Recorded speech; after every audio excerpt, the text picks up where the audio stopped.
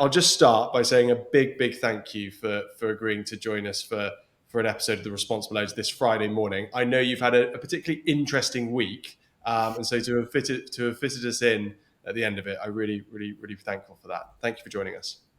My pleasure. Thanks for inviting me.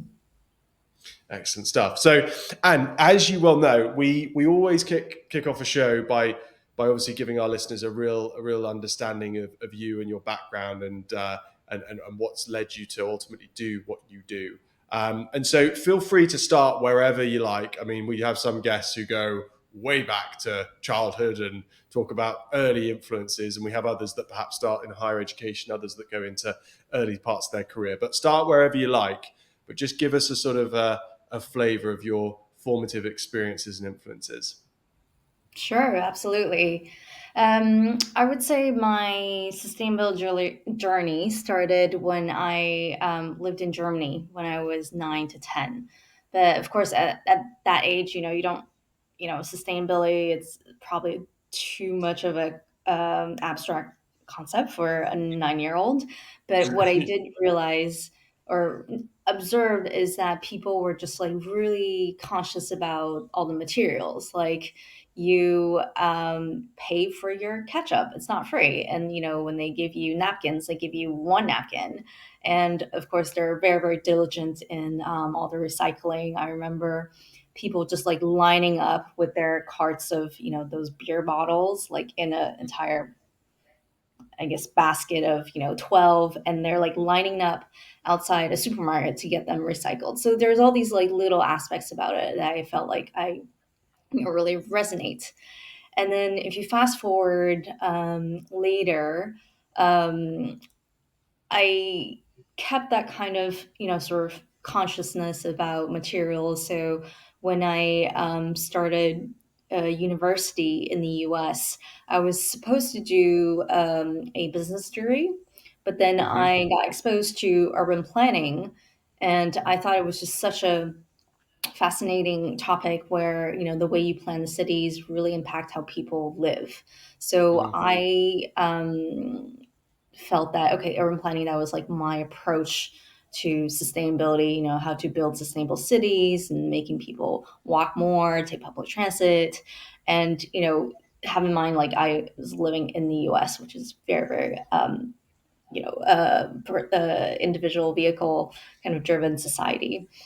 But then And sorry, so I'm going to interrupt you there. I think it's fascinating. You've explained, your formative years in Germany and viewing a society that I love the word diligent in that context of describing how people approached looking after their environment essentially. Like, what did you stay in Germany throughout the rest of your sort of teens, or when did you move to the US? And what was the what was the most obvious kind of differences that you saw? You were beginning to allude to it there, but what was the most mm, interesting differences for you in terms of approaches and mindset towards sustainable living? yeah. Yeah, sorry, I kind of like complete skip that. So I only lived in Germany for 2 years, from 9 to 10. And then I moved back to Taiwan. That's where I'm from. But at the Hmm. same time, Taiwan at that time, I was going through a really interesting kind of period. Of course, I wouldn't know about the whole, I guess, like energy policy and all that. But just from a daily day point of view, Taiwan was going through a time where the recycling scheme was just starting. Hmm. And you do see that, people used to just like throw their trash however. And then, in Taiwan, it's an island, we have really had a trash problem. So what Taipei city did, that's where I was living, is that they put out a incentive of getting people to recycle. So if you recycle, it's free, but if you throw trash, you need to buy the official trash bag, which of course come with a Hmm. cost. So there was a strong incentive of, just like giving people that incentive to like recycle more, versus just throwing them away. And that was a time where I see sort of observed that change. And I think fast forward, now, or even like 5 years ago, Taiwan or Taipei is really considered to be the poster child of recycling. anyway, I Mm. feel like I'm a bit jumping around, but that No, was no. kind of the time where I observed that. And then when I moved to the US, so I actually moved to the US in high school. I went to Hmm. boarding school. And at that time where, it's just a complete different way of living, my roommates would have, like a 30-40 minute showers, and I just felt like, oh, but like, you're using a lot of water. And what she replied to me is like, oh, at that time it was raining outside. She was like, oh, look at all these water, that is outside. So, I feel like there is that disconnection, Yeah. perhaps in general in the US society, where, there's just so much resource abundance everywhere, Mm. and they drive everywhere. I was in a really small town, where, you really just have to drive everywhere. So there's that. And then when I moved to university, I feel like, there's always that kind of consciousness about, how to be careful with your resources and whatnot. And then that kind of led me to, yeah, studying urban planning. Mm. That was my second year at university, so I actually switched to doing urban planning my second year, because in the US it's 4 years university. Hmm. So, I was studying urban planning, also did a bit of traveling. So I went to Morocco and France for studying abroad. And then, but then my fourth year, I took one class that was talking about sustainability in a much broader sense. They talk about public policy. Talked about corporate social responsibility. But then that's when I also clicked, or say like, oh wait, corporate social responsibility, perhaps that's another approach to be very, very impactful. Because of course, if you we were talking about examples of, like, let's say Starbucks and Walmart. If Walmart tell all their suppliers to be more sustainable, have to adhere to a certain standards, they would have to do it, and imagine the impact that Walmart can have. Hmm. So yeah, so I kind of, didn't want to. I mean, urban planning, I think, is always a topic that will be really interested. That will be interested, and I might be doing some more work later, actually, as in like next year. But Hmm. it's always been kind of parked behind my mind. And then I guess, fast forward, um, at that time, sustainability, or let's say corporate social responsibility, it's not really a mainstream topic yet. This is back in 2008 when I first graduated. So it actually took me quite a few years to kind of do a bit odd jobs here and there. And but my approach was more like, okay, how do I understand how companies work? So I Hmm. actually was an auditor at KPMG, and then later I worked at a foundation that was working with business philanthropy, and then later with a small, medium-sized company that was going through its IPO. So kind of building all the infrastructures, or those committees, or governance mechanisms to get ready for an IPO process. So And Anne, can I just jump in there? Can I just ask, you've had this, just to do a reflection, you've had this formative experience in Germany when you perceived, yeah, I guess this degree of due diligence that's shown towards caring for our environment, if you like, and then you go through the other formative experiences that you had in different countries, and ultimately then find yourself doing urban planning because you've seen it as a vehicle to enable you to explore and develop the impact that you could have from that prism on the sustainability side of things. And then you have this final year course module, if you like, that introduces you to corporate social responsibility. At that point, when you then started looking at these jobs of sort of these, you refer to them as odd jobs, but I don't think it could be described as something like that. But yeah, what is it that's attractive to you about these odd jobs in light of your passion and enthusiasm for sustainability? What drew you to those jobs that you did after you left university?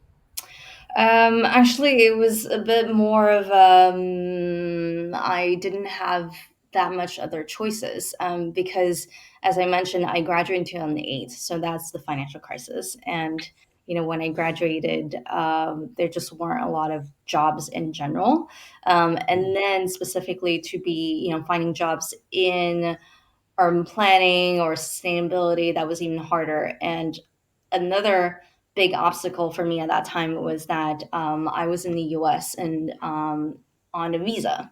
So maybe a lot of your audience have known how complicated it is to get an H-1B visa. So in the end, I didn't have a choice, and I had to return to Taiwan.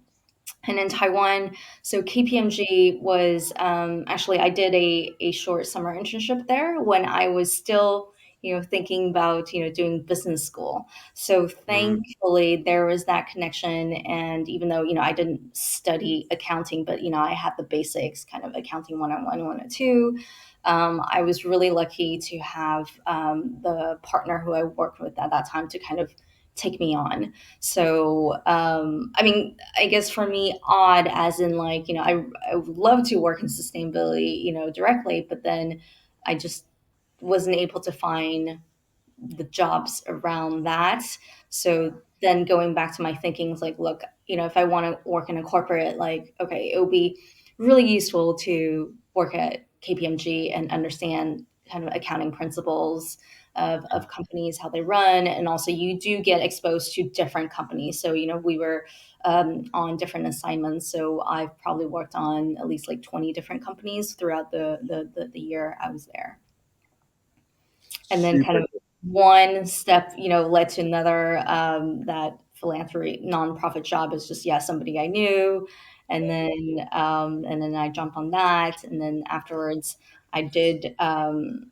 I think for me, I've always wanted that kind of corporate side. So I think philanthropy is great and really important, but I think what I ultimately want to get to is integrating that sustainability kind of mindset or way of doing things into a business day to day. So that's why I didn't stay at that nonprofit for a long time, and then jump to another company where you have to set up that kind of governance structure for IPO, but of course, it could be applicable for any other initiatives that you will be pushing for. And then, out of interest, was the attraction of going from working for a non-profit to going into the corporate world, amongst other things, that, and I think you alluded to this earlier, like realizing the potential impact that working in the corporate space on sustainability initiatives could possibly have? Did you identify the corporate world as being the vehicle through which you were going to have the biggest impact that you could have from a personal perspective? Yeah, I mean, I think at that time I was still figure things out, or Working. trying different aspects, because from an urban planning point of view, it's very much a public policy, right? It's like it's Mm. not a very, let's say, corporate. Of course you can be a planning company, but I think the main ethos is that you have a plan from a public good kind of perspective, and Mm. then each corporations, if they would have their own responsibility for their society, their stakeholders.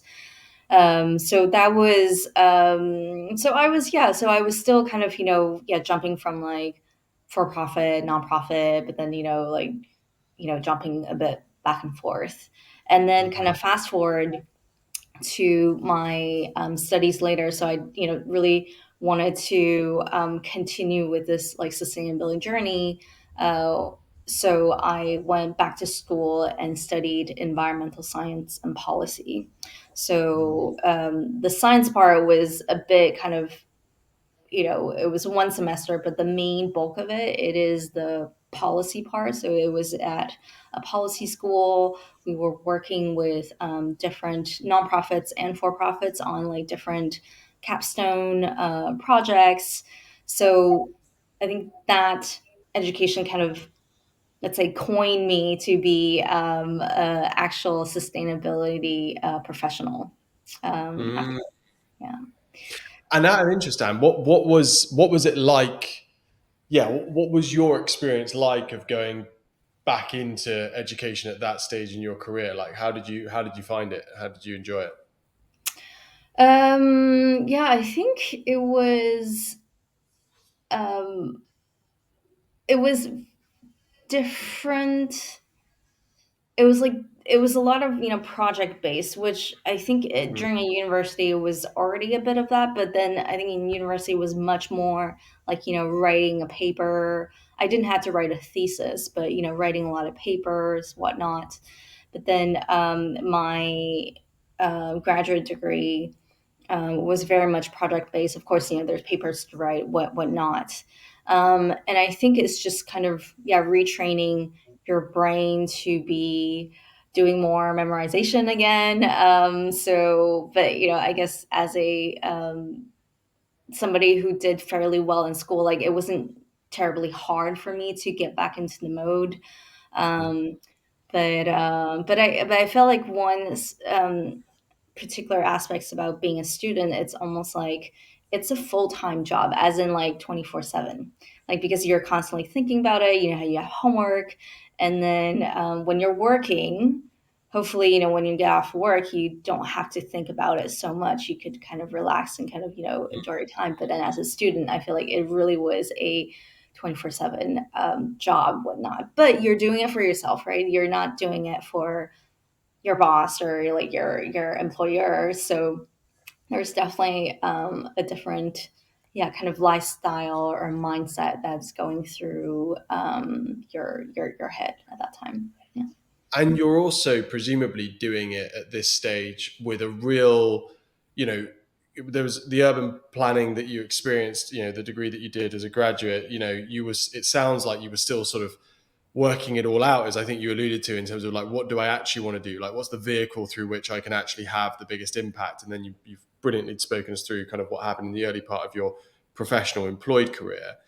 Was there something really sort of invigorating about the fact that you now knew, going back into education, right, I've had these experiences. I'm now at this stage where I know that this is where I'm going to focus my energies and my efforts, and that the opportunity of going and understanding more about environmental policy, like that was the key driver. What was it like going through sort of an education experience, like knowing that this was really what you wanted to be doing? Actually, I didn't. Okay, So sorry, I laid that up far too. yeah, I feel like my journey was a bit is a bit longer. So No. I got into this program, which is environmental science and policy. But actually, I applied, and all the other schools I applied were actually MBAs. So I Okay. was very much sticking to that kind of corporate kind of angle to it. And then the MBAs that I applied were mostly, more kind of like social enterprise kind of driven, or that had that more of that social aspect instead of just pure business and like finance or like consulting, whatnot. But then in the end, I just felt like this degree was a nice. Um, Avenue of being actually 1 year instead of 2 years, although it was 3 semesters. And then it was in New York City, which I lived in New York for a year after I graduated from uni. So I had friends. So there's also some, let's say, emotional kind of decision that goes into it. Of Yeah, course. so I decided to go to that program. Also, it's a Ivy League school, so that kind of makes my mom happy. So So you got there's to see friends, live in New York, and make your mum happy. yeah. I love how I love it when we have guests come on and senior people that have been successful in their careers, that they talk about like the very human experience that they went through. It doesn't all need to be as intentional and as direct. Perhaps looking back on it, it can just be, it was some very human experiences at the time, and it led me to want to do X or Y, Mm, because of those reasons. So I love that. yeah. Let me talk you through. We're brilliantly. We've absolutely obliterated our timings on talking about you, but it's fascinating. So I want to carry on. Talk me through what happens next. Yeah. after the Yeah, so after I graduated, I thought, I wouldn't face the same visa obstacles I was facing during university. I was wrong.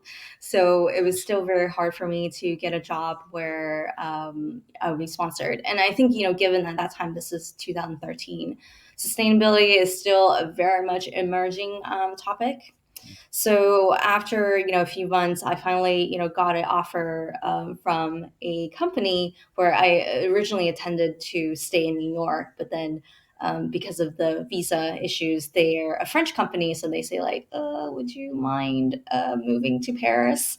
Um, so I jump on that, but actually, I already learned French since high school, and I already lived in France twice. So actually, I spent my senior year in high school in France, actually, with a host family. And then I mentioned I study abroad in France uh, during for one semester at university. So end. that at least gave me the basis of like knowing the language a bit, having lived there. So I jumped on that opportunity, and I actually was quite excited because I never thought my French would have been good enough to be living in France and also in Paris because two of my other experiences before were not in Paris. So I was really excited Yeah, about that. Of course, I think from a comfort zone perspective, I'd love to stay in New York. I had friends, like I knew, I basically grew up in the US, quote unquote. I'm very kind of influenced by the culture. I'm just like very comfortable in that environment. hmm But so I took on the opportunity and moved to Paris. So in Paris, I was working with a company called EcoVadis that does sustainability rating on companies, hmm and I was there for 5 years as a analyst. So I was really the one who was crunching out scorecards of companies' sustainability performance. So the business model is that the company would submit a questionnaire, and then all their questionnaire answers need to be proven by internal documents or CSR report or any kind of documentation that would prove that what they say, like they're doing what they say they're doing. So I was yeah, there for 5 years. Was looking for a change after 5 years because as an analyst, I don't interact too much with people. But then I realized, that's something that I quite enjoy doing. Although I've taken up other projects that were, training clients or stakeholders in our methodology, and then get them into the why sustainability is important, all that aspect.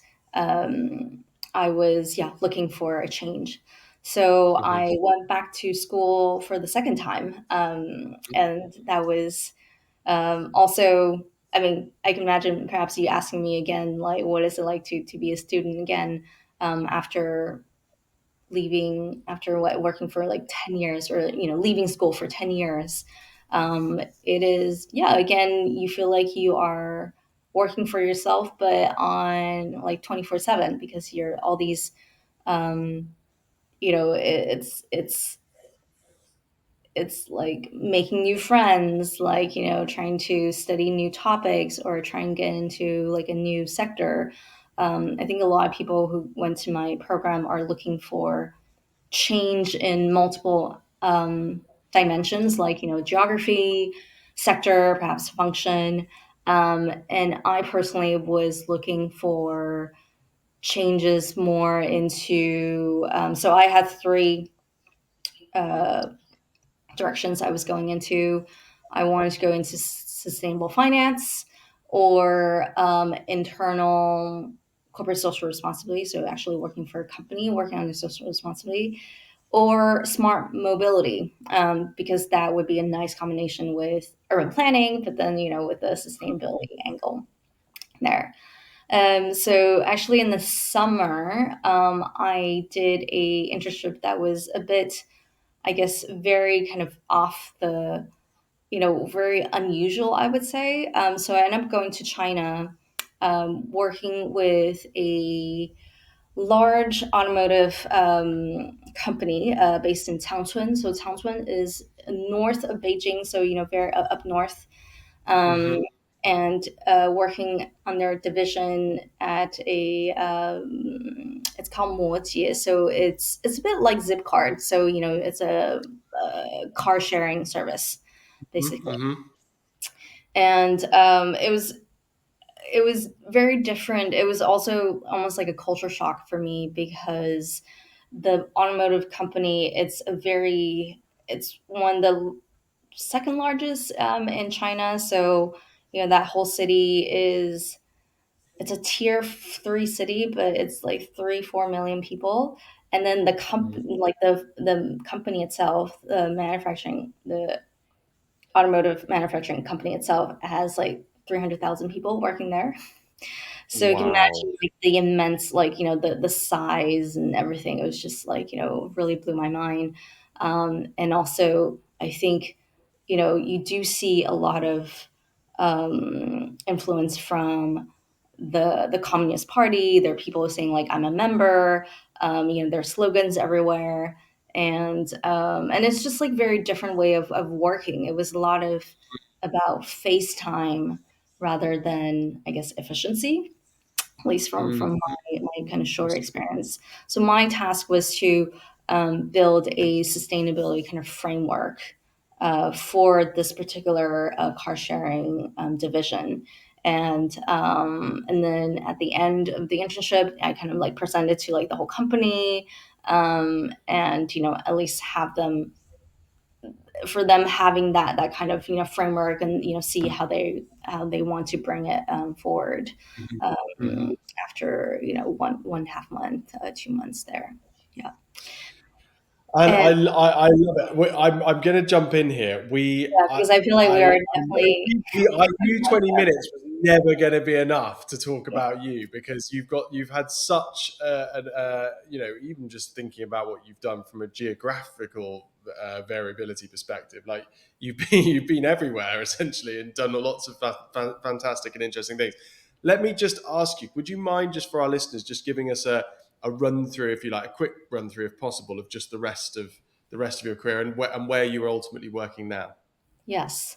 So after my MBA, I got a great opportunity at a TIC company, so a testing, inspection, certification company. This is a sector that is actually very a really big sector. Is a sector that it's around 250 billion dollar turnover a year, because imagine everything that we use needs to be tested, Hmm. or inspected, or you have a bunch of certifications that you need auditors to come and inspect. So I was tasked to build a digital sustainability management solution for them.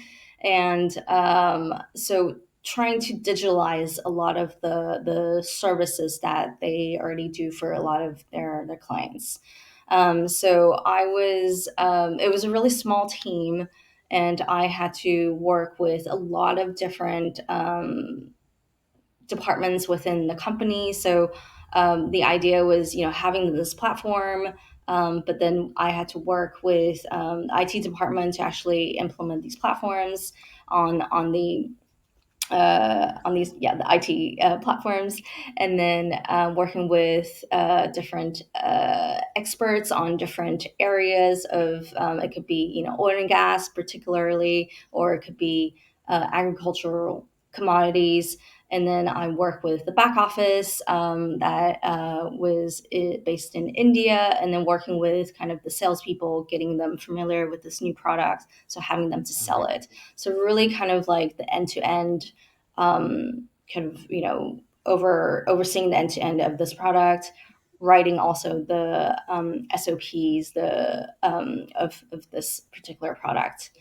Hmm. So I was there for 2 years, and then I got poached to come to London, work for a data company where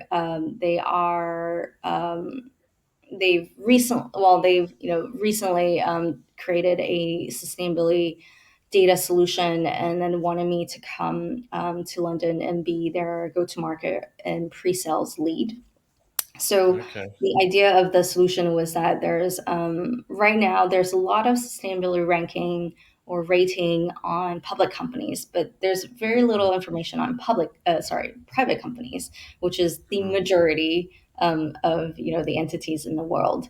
So their solution is that they actually have sustainability ranking on almost 80 million companies in the world. Wow. So, it would be really useful for supply chain use cases, Mhm. for, large companies where they have really tens of thousands of suppliers. Um, and, they want to understand one of the smaller suppliers, if there's any sustainability risk that might be hidden in their supply chain. And so I was there for a year, and then currently I have my own consultancy set up. But then I'm next year I'll be working on a really big project. I won't kind of say the name, but it'll be a really big project in Saudi Arabia, and it has to do with urban planning, kind of rethinking, the cityscape. So I'm really excited about that, where I could be combining the urban planning, kind of study or like foundation that I have, but also with the sustainability point of view on sustainability How stewardship. Yeah. Stewardship.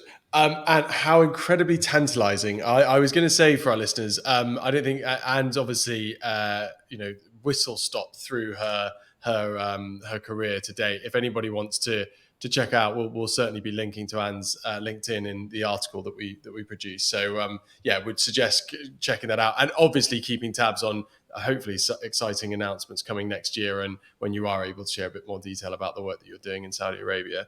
And brilliantly, we've absolutely destroyed the timings for today's show. So I am going to rattle on. Would you mind just starting, Anne, by just introducing the article? I think it was a webinar that Brooke Calverley at People Made, co-founder, and a few other colleagues. It's an article that was kind of produced off the back of that webinar. Would you mind just introducing what that article covered to for our listeners? Yeah, so this webinar was done between People Made and also another company called Black Sun. So they do stakeholder engagement, trying to foster positive change within stakeholders. So the title of the article is just how to get employees more engaged in these sustainability initiatives. So there are studies saying that 84.5% of employees are interested in sustainability initiatives, but in practice I think if some of the listeners have been in the shoe trying to get people motivated, you do see that it is quite challenging sometimes. So the webinar kind of lists out 5 kind of learning lessons that they find it quite helpful to kind of think about how to approach engaging employees into your company's sustainability initiatives. So the first one is a bit obvious, but they say start with a plan. You need to get kind of the senior leaders kind of in their consensus, and then having a more concrete kind of strategy, aligning the sustainability kind of strategy with the business itself, I think is really important. And then the second point is having that narrative. And I think narrative, it is definitely the one where you want to understand a little bit more of where people are coming from, what are their functions, their departments, like what are like the points that they really care about. And then the third point is, of course, you have try to raise awareness, and you have all these communications talks, but you really need to turn that into actions. So it could be just little things like having a recycling bin, or having signs about conserving water, or getting rid of paper towels in the bathroom. So it could be really little things like that, but actually showing real action. And the fourth Mhm. point is that they want to integrate all these different strategy into the employee journey. So going back to a bit like understanding how the employees, like, what do they really care, like what is their day-to-day you know steps that they need to do, and then how do we truly integrate those into the function of the business. So I think that's really important, because I feel often that we think about sustainability as something a bit outside, or like something extra that we need to do, but I think true sustainability will be integrating a lot of these different mindsets into our day to day. And then the last point that they have is tailored measurements. So, of course, you can't manage what you don't measure. So, you do want to have some measurements in place, trying to understand your progress. But then at the same time, again, you have to really think about the different employees, different departments, like what would be a meaningful measurement for them. If you have the office workers versus, people working in the shop, like these are completely different measurements that you need to Mm. design to show progress. And to kind of conclude this article, they did mention that having managers as a role model, that's really important. So I think starting with a plan, getting that management consensus, I think that's really reflecting back on what is really important, and you're able to inspire and lead the whole organization to move through. And Mm. also there could be other, let's say, creative ideas of I'm thinking about like gamification, right? So you could have, I don't know, two teams like competing on a certain task for the month, having two teams compare, like, oh, I could drive less this month, and instead I'm taking public transportation or biking. So you could create a bit of this like friendly competition, kind of gamifying this process, that also could be could be interesting. Or just having a bit of that monetary incentive, not necessarily monetary, but any type of incentive could be like you get praised in front of the end of the year, in front of the whole company, saying, hey, you are the this team won, or you personally has done the most XYZ. Mm. So there are like different measures that you can definitely employ to into your sustainability journey, and engaging your employees. And I think, and you, by the way, you've summarized that beautifully and very much taken us through each of those five steps, which is fantastic. And I think there's some really practical, strategic insight that any of our listeners out there that are thinking, how are we going to approach this, or how can we approach this in a more effective way? There's definitely things to be drawn from this, even though it's simple. Sometimes the most impactful ideas are the simplest ones.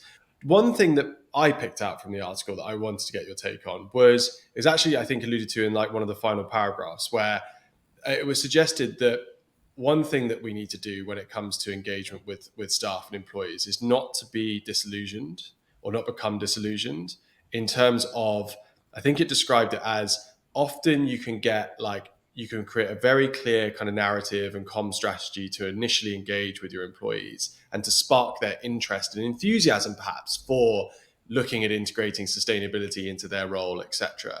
But then you get into the very human experience of the status quo, the way that we've always done things, the fact that how is this actually going to affect my day-to-day experience. And that's where a lot of that engagement, if you like, with the process can drop off. Mm. The article, sort of the call to arms in the article was like, don't lose faith. And Yeah. I think that was something that really came across. I would love to get your take on that, and perhaps even practically on that in your own experiences of working within organizations where you're looking to facilitate the wider adoption of sustainability initiatives. How have you experienced things of that nature before, and how have you gone about overcoming that sense of slight disillusionment with uptake? Mm. I can go with a bit of like another angle. So, in my my previous job, my task was to get the sellers to sell more of my sustainability product instead of, the other ones that they're very, very used to. So of course you can Yeah. imagine, like, for salespeople, they have tight targets, they're under a lot of pressure. So of course, they want to sell something that they already know, familiar with, that it's easy, and even perhaps the clients are, Mm. more familiar with. So how do you get them to understand a little bit more of, like, your, sustainable product and, sustainability? It could be a tricky conversation for somebody who just, like, had, not a lot of exposure to. So at the beginning, so I was doing kind of wide trainings on, the sustainability, like, okay, uh, why it's important, or and then, going into our product, what could it do, and all, it's all the great things that we can, like, solve the problems for our clients. But then after a while, I did feel like, okay, I still feel like people are not so much on board, apart from a few, like, champions who are really, really into it. And then when Mm. I was speaking to one of these sales leader, and then one of these, he was also a sustainability champion. He's like, well, you need to perhaps explain a little bit more, like, what is sustainability and why it's important. Start from the very beginning. So Mm. what I did was that, yeah, I kind of start from the very beginning, and then I try to draw from daily examples, on, how do you, because I think a lot of times sustainability is a really abstract word, and, saying that, oh, we need to reach net zero 2050. I mean, it's like 30, 25 years away. It's so far away. It's very abstract. It's not really tangible. So what I ended up doing is that I picked out really concrete examples that, I think the media, like, people kind of knew in the back of their mind is climate change, but, still not very associated with that. So I took the example of, the heat wave that the UK experienced, a couple of years ago, that went up to 40 degrees. And, like, that Mm. is climate change. And, that heat wave in Europe actually killed 60,000 people. Like, of course, they're not going to be saying, like, oh, I was killed by climate change, but, they would be killed, they would be dying from, they have premature Exhausted. deaths on Yeah. Yeah. other reasons.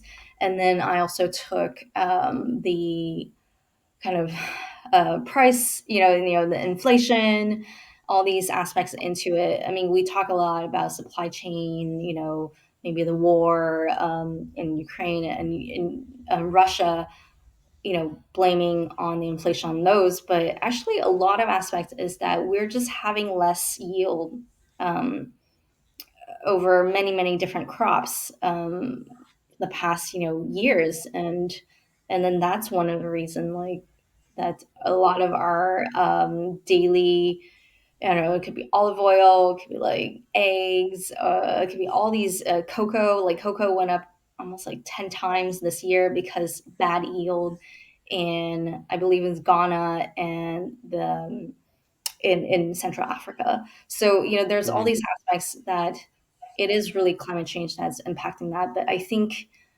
we're not,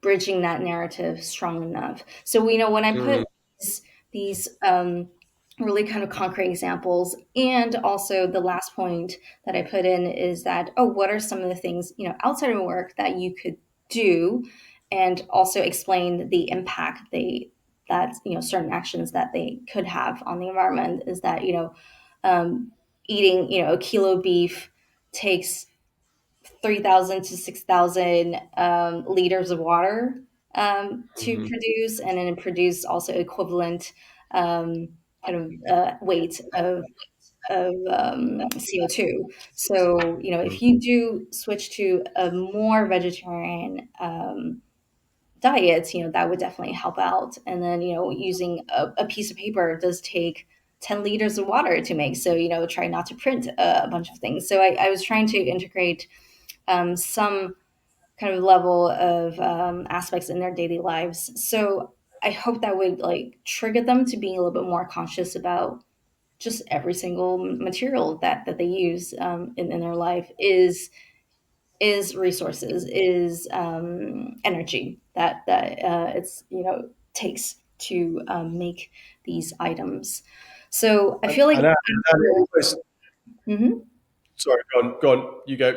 So I think after adding those elements, I do see a bit more kind of engagement, and then of course, making them feel like, okay, there's all these things I could do in my personal life, but then professionally, I could be um, making more effort in selling this particular product, where I could be, helping to slow down this climate crisis that we are facing.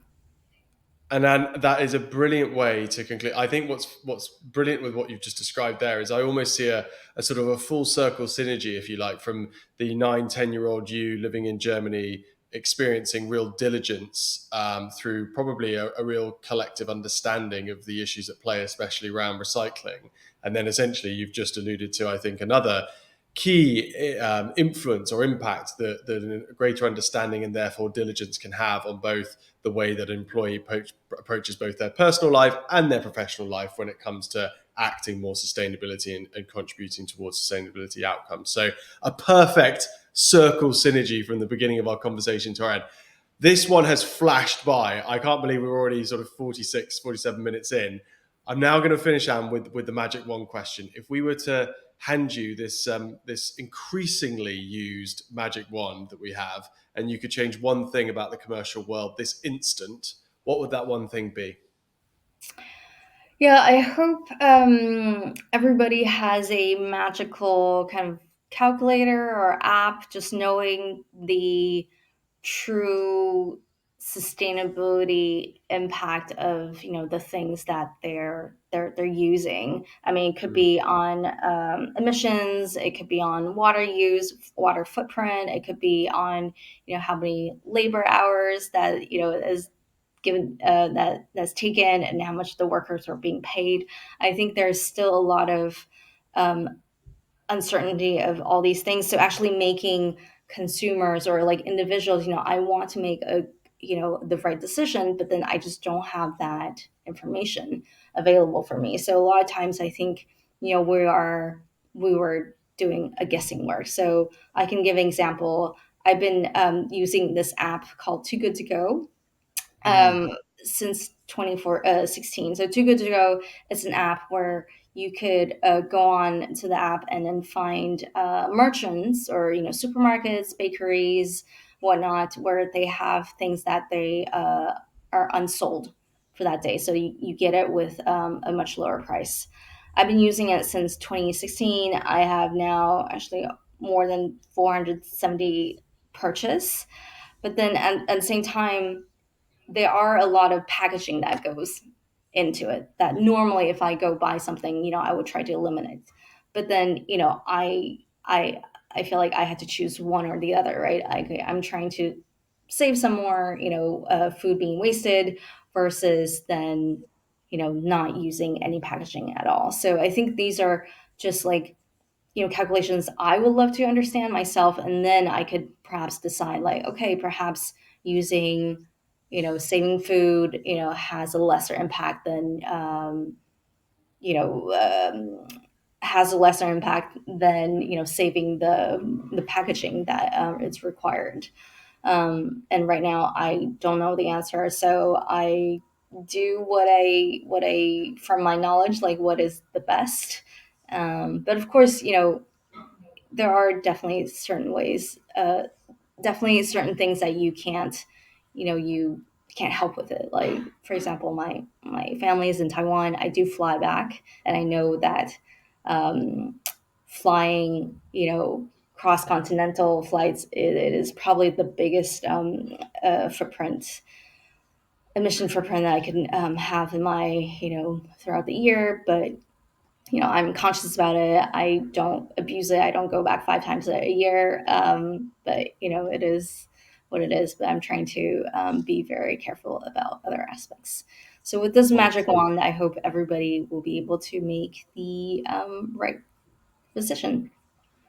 Informed choices worldwide, that would be a hell of a place to get to, and for it not to be an intellectual challenge essentially to work out what the best choice is, that I think is a great magic wand contribution. So, and thank you so much for joining us this morning. It's been an absolute whistle stop tour, I know, and we barely scratched the surface, but thank you for joining us today and sharing your thoughts and insights. It's been fascinating. My pleasure, Charlie. Thanks so much.